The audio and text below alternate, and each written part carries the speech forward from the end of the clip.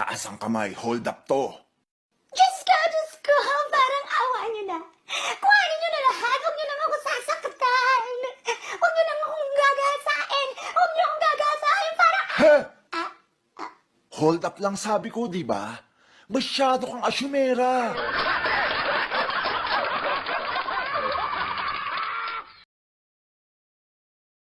Inday? Inday?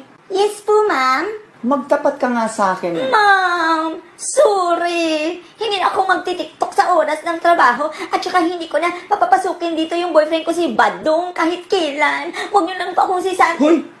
Magtapat ka sa akin ng electric fan. Naiinitan ako kung ano-ano pinagsasabi mo dyan. Dahil share ko lang nangyari kanina sa palengke.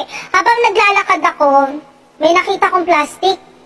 Itatapon ko sana sa basurahan, kaso, naglakad friend. Nag-hi pa. Nakakainis.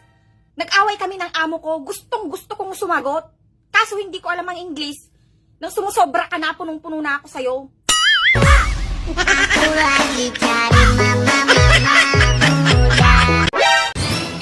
Pre, nasa abroad na pala asawa mo? Oo, pre. Ano trabaho niya doon? Midwife. Ah, yung nagpapaanak. Katulong. Paano nangyari yun? Ano yung English ng katulong? Maid. Yung asawa ko. Wife. Pwede midwife.